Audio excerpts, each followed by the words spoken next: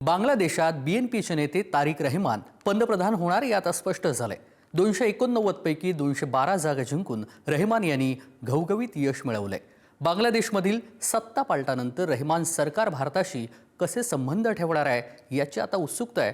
पाहूयात या संदर्भातील सविस्तर रिपोर्ट।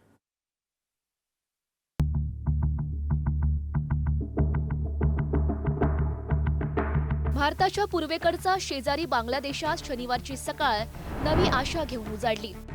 बीएनपी अर्थात बांगलादेश नॅशनलिस्ट पार्टीनं स्पष्ट बहुमतासह सत्ता मिळवली। And the responsibilities, the burden of responsibilities has been increased 1000 times. बीएनपीचे 60 वर्षीय नेते तारिक रहमान यांच्या झंझावातासमोर बांगलादेशमधील विरोधी पक्षांची अक्षरशः धुळधाण उडाली। बांगलादेशात ऑगस्ट 2024 मध्ये शेख हसीना यांचं सरकार जनतेनं हिंसक आंदोलनानं उलथवून टाकल्यानंतर त्यांनी भारतामध्ये आसरा घेतला।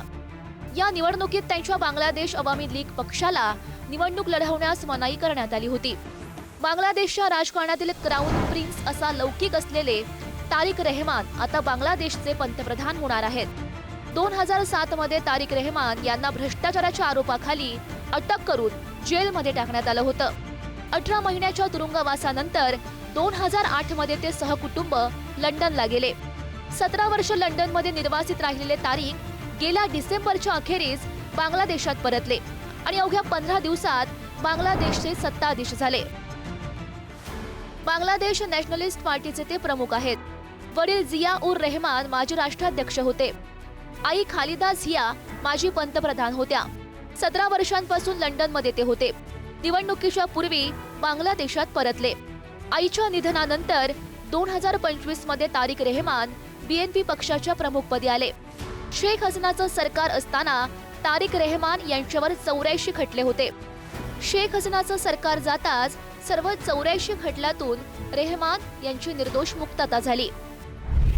2006 मध्ये तारिक यांच्या आई खालिदा झिया यांचं सरकार भ्रष्टाचाराच्या आरोपानंतर गेलं आणि 20 वर्षांनंतर पुन्हा तारिक यांच्या नेतृत्वाखाली रहमान कुटुंब पुन्हा सत्तेवर परतलं।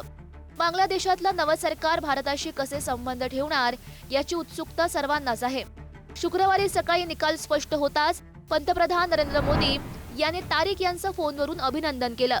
बांगलादेशच्या जनतेच्या आशा आकांक्षा पूर्ण करण्यासाठी तारिक यांना सर्वतोपरी पाठिंबा मोदी यांनी जाहीर केला। दोनही देशांमधील शांतता, विकास आणि प्रगतीसाठी कटिबद्ध असल्याचंही पंतप्रधान मोदी यांनी तारिक यांना आश्वस्त केलं।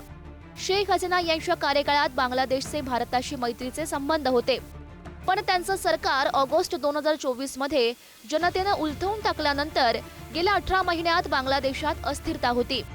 काळजीवाहू सरकारनं पाकिस्तान आणि चीन बरोबर मैत्रीचे प्रयत्न केले आणि भारताशी संबंध ताणले गेले।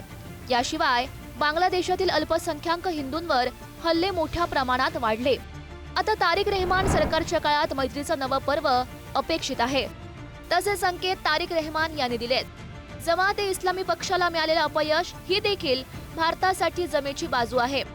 बीएनपीला मिळालेल्या स्पष्ट बहुमतामुळे बांगलादेशमधलं नवं तारिक रहमान सरकार भारताशी चांगले संबंध ठेवेल आणि भारताच्या पूर्व सीमेवर पुन्हा शांतता नांदेल अशी अपेक्षा करूयात। ब्युरो रिपोर्ट, पुढारी न्यूज।